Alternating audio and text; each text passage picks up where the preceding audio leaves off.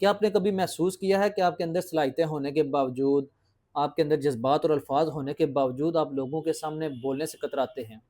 آپ بھیڑ میں جاتے ہیں، آپ بات نہیں کر سکتے، آپ کے دماغ کی بتی گل ہو جاتی ہے، ہاتھ کپ کپانا شروع ہو جاتے ہیں، دل کی دھڑکن بھی تیز ہو جاتی ہے، اور پھر آپ خاموش ہو جاتے ہیں، اور پھر اکیلے میں یا کہیں بستر پر لیٹ کر سوچتے ہیں کہ مجھ میں کیا کمی ہے یا مجھ میں کیا خامی ہے، میں لوگوں کے سامنے کیوں بات نہیں کر سکتا؟ تو سنیں، نہ تو آپ کمزور ہیں، نہ آپ ٹوٹے ہوئے ہیں، اور نہ ہی آپ کے اندر کسی قسم کی کوئی خرابی ہے۔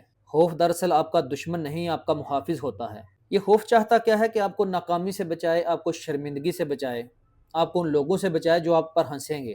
یہی خوف ہمیں بجائے پروٹیکٹ کرنے کے ہم ہی کو کیوں ڈرانا شروع کر دیتا ہے۔ اور اس ویڈیو میں آج وہی قید توڑوں گا۔ طریقے میں آپ کو بتاؤں گا، سننا آپ نے ہے، اس پہ عمل آپ نے کرنا ہے۔ سب سے پہلے تو آپ یہ ایک سچ اپنے دل میں اتار لیجئے، دماغ میں بٹھا لیجئے کہ لوگ آپ کے بارے میں اتنا نہیں سوچتے جتنا آپ سمجھتے ہیں۔ ہر شخص اپنی جنگ لڑ رہا ہے اور ہر دماغ فکروں میں الجھا ہوا ہے۔ آپ کو لگتا ہے کہ لوگ آپ کو دیکھ رہے ہیں، لیکن حقیقت یہ ہے کہ ہر شخص اپنی ذات کو اور اپنے آپ میں ہی مگن ہے۔ اور جس دن یہ بات آپ کو سمجھ آ گئی، اس دن آدھا خوف آپ کا ختم ہو جائے گا۔ دوسری بات کہ اعتماد ایک دن سے پیدا نہیں ہوتا، اعتماد ہمیشہ چھوٹے چھوٹے قدم لینے سے ہوتا ہے، اور یہی قدم جم جاتے ہیں، یہی قدم ٹھوس ہو جاتے ہیں۔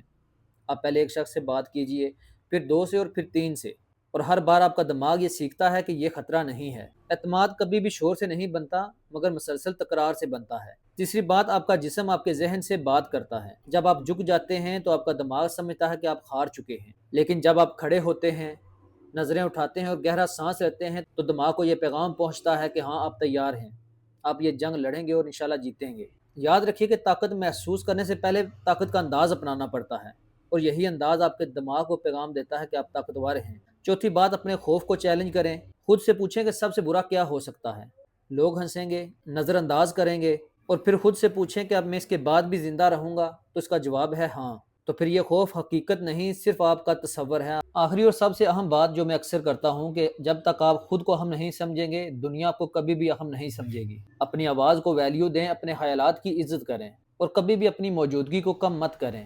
جتنا آپ ڈسٹینس پیدا کرتے ہیں، اتنا ہی آپ لوگوں کے سامنے بولنے سے جھجکتے ہیں، ڈرتے ہیں اور خوف کھاتے ہیں۔ یاد رکھیں کہ دنیا اسی شخص کی سنتی ہے جو خود کو سنجیدگی سے لیتا ہے۔ اعتماد کوئی تحفہ نہیں جو خوش قسمت کو مل جائے۔ ہر بار جب آپ ڈر کے باوجود بولتے ہیں تو آپ ایک چھوٹی جیت حاصل کرتے ہیں، اور یہی چھوٹی چھوٹی جیتیں مل کر آپ کو ایک ایسا انسان بنا دیتی ہیں کہ لوگ کہتے ہیں کہ یار یہ تو ہمیشہ سے ایسا تھا۔